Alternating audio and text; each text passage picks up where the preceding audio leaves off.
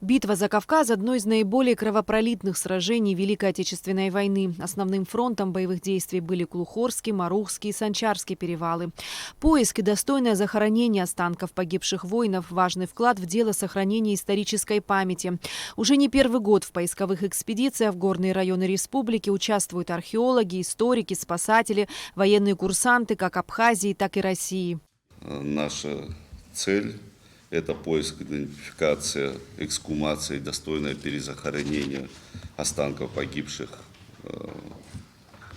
без вести пропавших советских солдат. Порядка 40 тел перезахоронено. Но нам надо эту программу продолжить и более масштабно уже подойти к решению данного вопроса. Мы наблюдаем, что объекты, памятники нашего общего прошлого, исторического, героического прошлого наших народов, даже в соседних государствах разрушаются.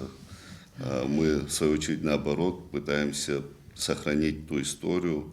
Это очень важное достояние наших народов, за которое мы должны бороться. Бадр Гунба отметил, что в преддверии 80-летия битвы за Кавказ в республике запланированы масштабные мероприятия. По его словам, чтобы регламентировать действия структур, будет создан координационный штаб. Возглавит его вице-премьер Абхазии Сергей Пустовалов. На совещании также присутствовали участники проекта «Кавказский фронт», целью которого является увековечение памяти погибших, изучение исторических аспектов боевых действий, а также пополнение фондов музеев новыми артефактами периода Великой Отечественной. Музей боевой славы нас всячески поддержал. Сейчас ведутся переговоры. На данный момент уже есть 2 поисковые группы. Одна группа состоит из 18 человек, вторая группа состоит из 23 человек. Подчеркиваю, это кроме поисковой группы, туда включены уже сотрудники медиагруппы, которые будут постоянно 24 часа в сутки будут находиться именно с поисковыми группами, выполняя свои непосредственные функции. Посредством абхазских, российских и международных СМИ будет снят цикл репортажей и сюжетов, которые расскажут о работе над проектом. Также пройдут съемки 6 фильмов о битве за Кавказ. На базе найденных материалов будут опубликованы научные работы по военно-исторической и археологической тематике. Кроме того, в рамках проекта запланировано восстановление памятников героям ВОВ на территории Абхазии. Главное, конечно, это поиск и достойное захоронение, но еще одна главная деталь, на мой взгляд, это медиа-освещение широкое. То есть разные форматы, начиная от статей, книг, фильмов, заканчивая там. Есть у нас дети, которые вообще об этом не знают. То есть для них мы можем тоже свой формат рассказа. В свою очередь, руководители силовых структур Абхазии выразили готовность оказывать максимальное содействие в поисковых экспедициях. Со стороны пограничного отряда традиционно оказывалось содействие в организационных вопросах, там, где будет это касаться попадания на пограничную зону. Естественно, мы это будем в непосредственном взаимодействии отрабатывать. Тактически это уже налажены механизмы.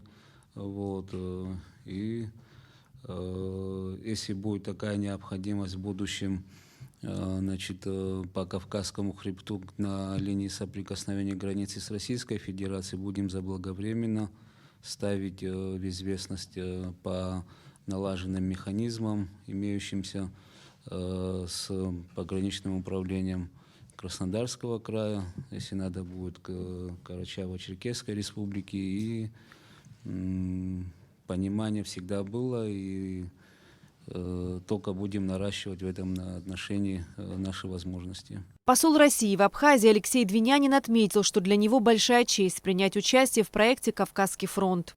Посольство Российской Федерации в Республике Абхазия вместе с государственными и общественными организациями республики принимает самое активное участие и придает очень большое значение сохранению исторической памяти. Хочу отметить, что очень важно поддерживать, и слава богу, что в Республике Абхазия, в отличие от условно более развитых там европейских стран, где сносят, и это показывает широко по телевидению, памятники советским воинам, там в Польше, Чехии, Словакии и других, так сказать, так называемых развитых странах, нужно отделить политику от истории и действительно сосредоточиться на том, чтобы будущие поколения, как в России, так и в братской Абхазии, помнили и знали историю своих государств, На каком-то этапе она была раздельной, на большом этапе она была совместной. И мне хочется, чтобы наши народы, наших двух стран, Российской Федерации и Республики Абхазия, уверенно смотрели в будущее как стратегические партнеры и союзники. В завершении встречи Бадра Гунба подвел итоги, отметив, что работа предстоит долгая и серьезная. В первую очередь необходимо подготовить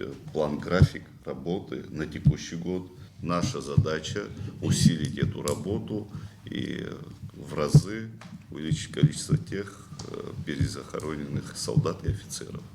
Это очень важная задача. Второй момент, Сергей Борисович, я думаю, вы в рамках уже рабочей группы будете осуществлять мониторинг и подготовьте предложения по определению места памятника, установки памятника бойцам, погибших на Кавказском фронте. Участники встречи сошлись во мнении, что совместными усилиями все запланированные мероприятия будут реализованы. Эсма Голанзе, Михаил Братухин, Абхазское телевидение.